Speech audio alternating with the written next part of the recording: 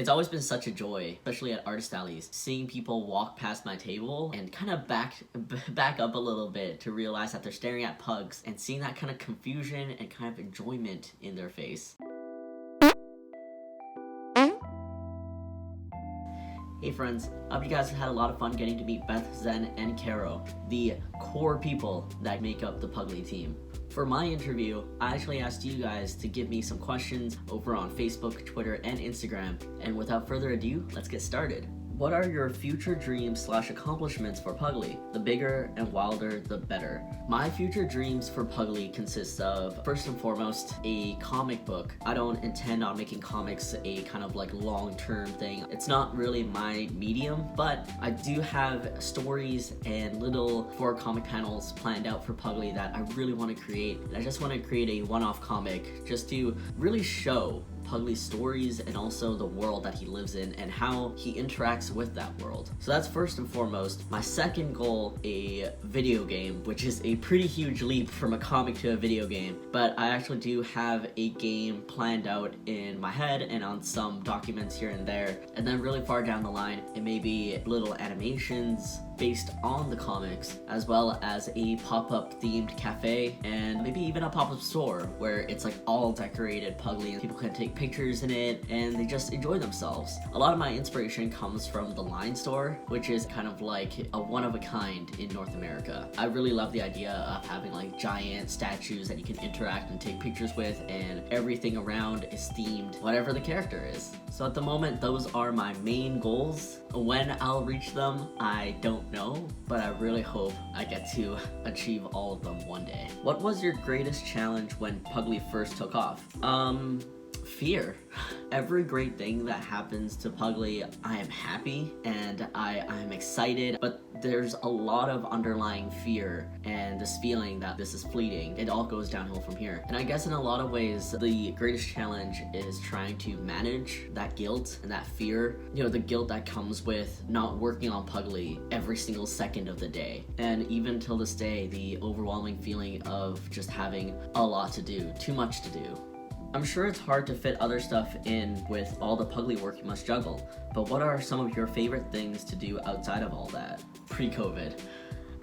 I had a side project that I wanted to do pretty much like at the end of 2019, a clothing brand that's very, very different from Puglie. It very much dips back into my graphic design background, and it was actually spawned from a stupid conversation with my friends, the OSC Waffle Party. I ended up calling it Bad Investment Club because it's all about just doing things that you love, even if realistically speaking it's a bad investment. You're proud of that, you're happy, you enjoy the things that you do enjoy. A lot of the work I do on there is black and white. It goes back to my enjoyment of creating logos and icons. I play a lot with Chinese characters. I'm Cantonese, but I'm very far removed, completely illiterate when it comes to Chinese. I just found it as a fun way to incorporate me learning more Chinese words, Cantonese slang and stuff like that into something I designed.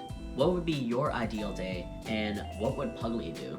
So my ideal day would be waking up early, 10 a.m. or something, realizing I have no new emails, no messages, no due dates, no deadlines, and just drawing things that are fun. And then ordering a Pizza Hut pan pizza and drinking some Coke. And then getting off work at around maybe like 10 p.m. and playing video games until 2 a.m., maybe fit in a workout, and then going to bed sleepy and fulfilled and being able to fall asleep just like that. What would Puglie do? How I envision his ideal day is that he'll wake up at whatever time he wants to wake up. He goes out on his little adventures on his own, walking into stores and little cafes and restaurants, getting lots of pets, getting lots of snacks, making people smile, and then he'll sit down, maybe take a little nap just outside, and then he'll make his way back home, get lots of love and rubs, and then eat his dinner, and then just lay around until he falls asleep or eats again or farts and sleeps.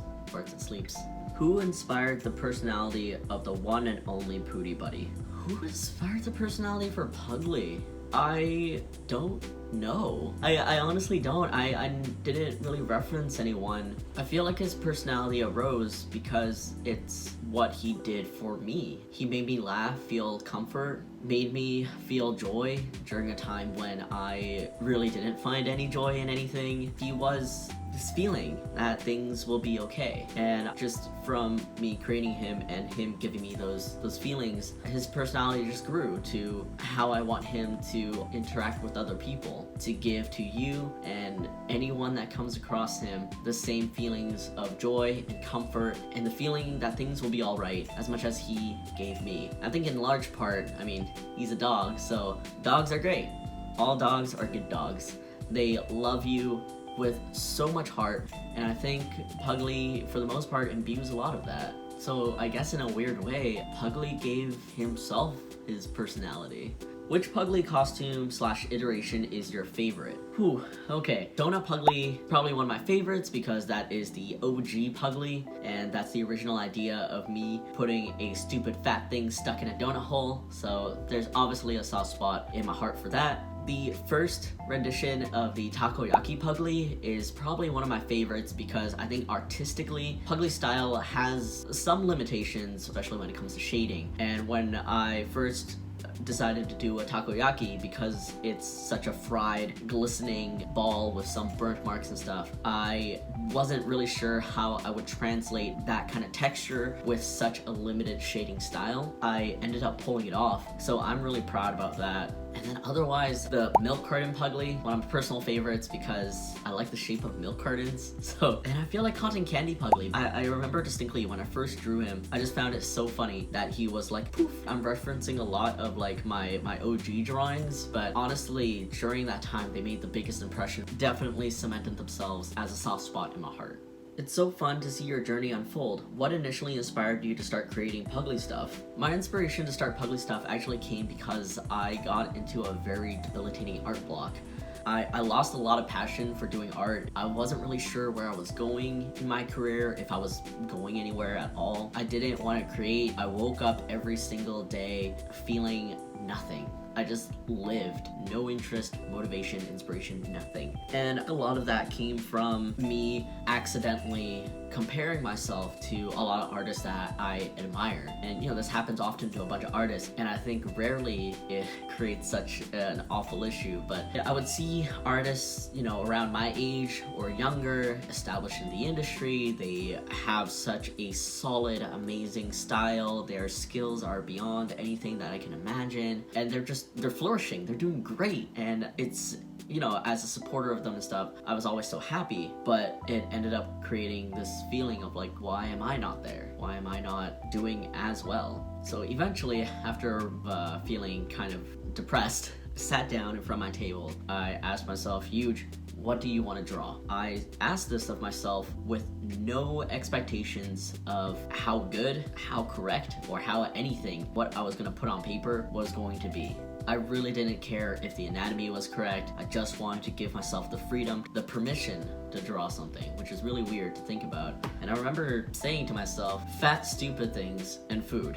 The fat, stupid thing ended up being a pug. I can't tell why a pug became my favorite dog. I don't know where it came from. I don't know how. This fat, stupid thing became a pug because a long time ago, I had created a print that said Pug Life on it, and it had different faces of pugs looking stupid or licking or something. And that print always did super well at conventions. And every time it did, the person buying it would be so happy. They'd freak out that there's something pug related in the artist alley. And then they'd pull up pictures of their pug, their mom's pug, their friend's pug, and I'd get to see those pugs. And it was the funnest experiences I've had. So I decided that a pug was my fat, stupid thing. And then for a long time, I had envisioned like whatever this stupid thing is to be stuck in a donut. I don't know why I thought of a donut. It's just a thing. When I figured out how Puglie was gonna look, I stuck him in his pink donut, and then for the first time in a long time, I laughed at my own artwork. I don't know if I was proud, but I just enjoyed what I created. And so I just kept creating him. One thing led to another, and here I am now, still enjoying every little bit of him, all the joy that he's been able to bring. Ever since you came to my school's market fair back in 2017, I've been a Puglie advocate. It's been so exciting to see your brand's growth, and I'm wondering where you'd like to see Puglie go in the next couple of years. Japan. Japan, Korea, Singapore, some of the Asian countries. I mean, officially, I do know he's been stolen a couple of times in those areas. I would love to be able to debut Puglie in those Asian countries, and even more so, I'd actually really love to be able to debut him somehow in my own local city of Vancouver. Something akin to a line store, you know, someplace that's fun, that you can get gifts, that you can just enjoy the world of Puglie. That'd be nice. And otherwise, if somehow I finish my comic and it does well, if it gets printed and put into Indigos or something, that'd be really rad. But I also want to personally thank you for being a part of this journey for so long. The market fair to raise funds for your music program, I honestly wish more high schools did this. It's essentially an artist alley. It just seems really fun, you know? But of course, thank you so much for your support throughout these years. Really appreciate it. Can we expect there to be a new series of mini Puglie mystery figures? Yes, I can't exactly say when, but it is definitely on the to-do list. Unfortunately, right now, during COVID times and with the slowdown of everything, it is a bit tougher to create items such as this, but yes, absolutely yes.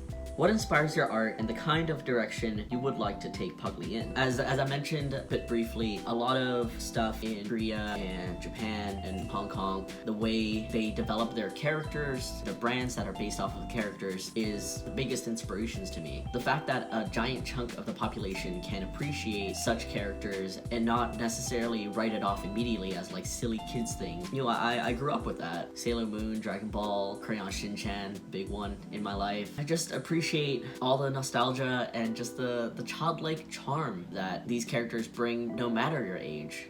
And then conversely, I'm also greatly inspired by designer toys, collectibles, vinyl toys and stuff like that, blind boxes, gachapons. I just really love the collectability of it, something special that you can get, and also just collection, themed things that you can put and decorate around, just inspire you. And then of course there's comics, which builds out the world of the character. There's video games. I play a lot of games. I very much enjoy the indie game community and just the creativity behind it.